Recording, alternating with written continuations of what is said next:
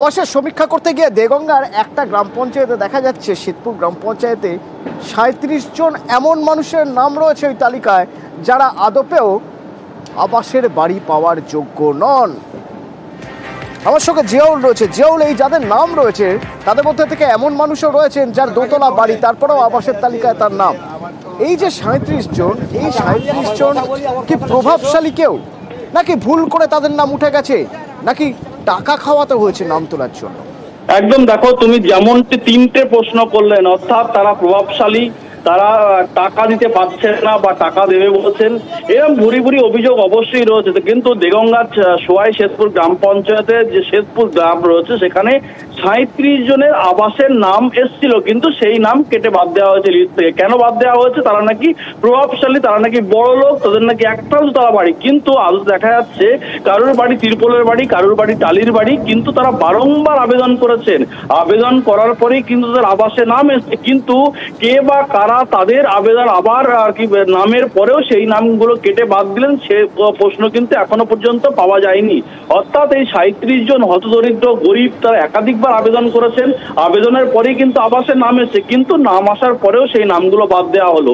কিন্তু ওই গ্রামে প্রায় ৭২ জনের আবাসের নাম এসেছিল, তাদের মধ্যে যাদের বাকিগুলো রয়েছেন তাদের একতলা দুতলা বাড়ি, কেউ প্রভাবশালী রাজনৈতিক ব্যক্তি, শাসক দল ঘনিষ্ঠ, তারা তাদের নাম কিন্তু কেটে বাদ যায়নি আবাস থেকে, ফলে তারা কিন্তু তার নাম রয়েছে।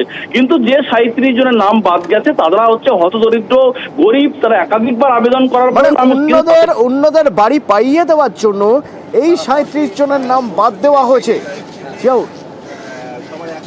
বাড়ি তেমনটাও কিন্তু মনে করা হচ্ছে, তার কারণ যে আবাসের আধিকারিকদের এই ৩৭ জন কিন্তু একাধিকবার বিডিও অফিসে গিয়ে তারা আবেদন করেছেন যে তারা গরিব মানুষ, তাদের ভাঙা বাড়ি, টালির বাড়ি, অথচ তারা আবাসের নাম থেকে বাদ গেছে। তারপরে কিন্তু বিডিও একটি ইনকোয়ারি টিম সেই গ্রামে পাঠায়। দেখা যাচ্ছে সেই ইনকোয়ারি টিম যিনি এসছেন তারও স্পষ্ট বক্তব্য, ৩৭ জনের মধ্যে অধিকাংশই কিন্তু আবাসের ঘর পাওয়ার যোগ্য, কিন্তু কোন তারা এই আবাসের নাম তালিকা থেকে বাদ দিল সেটাও তিনি বিস্মিত হয়েছেন, এবং তিনি চেষ্টা করবেন যাতে আবাসের ঘর এই ৩৭ জন পায়, এটাও তিনি বলছেন। কিন্তু এলাকার মানুষ এটাও বলছেন তারা সেটা যেন হয়। ধন্যবাদ। যার সাধ্য বাড়ি তারা পাচ্ছে, আমরা গরিব আমরা পাচ্ছি না। কতবার পেয়েছে তারা? তারা কেউ পেয়েছে ২বার, কেউ পেয়েছে ৩বার, কেউ ঘরের টাকা পেয়ে ঘর করেও নি, ঠিক আছে, টাকা খেয়ে নিয়েছে, এরকমও আছে আমাদের পাড়ায়। যারা গরিব মানুষ পাবার উপযুক্ত তাদের নাম বাদ দিয়েছে। যাদের মানে পাকা বাড়ি, দুতলা বাড়ি, একতলা বাড়ি, মাঠে ১০-২০ বিঘে সম্পত্তি আছে, তারা মানে ২বার পেয়েছে, আবার পাবে, এরকম লিস্টে নাম আছে। যাদের ২তলা ৩তলা বাড়ি আছে তারা পাচ্ছে, যারা আগে ২বার করে ৩বার করে ঘর পেয়েছে তারা পাচ্ছে। এই আমার বাড়ির অবস্থা, কিন্তু আমরা পাচ্ছি না।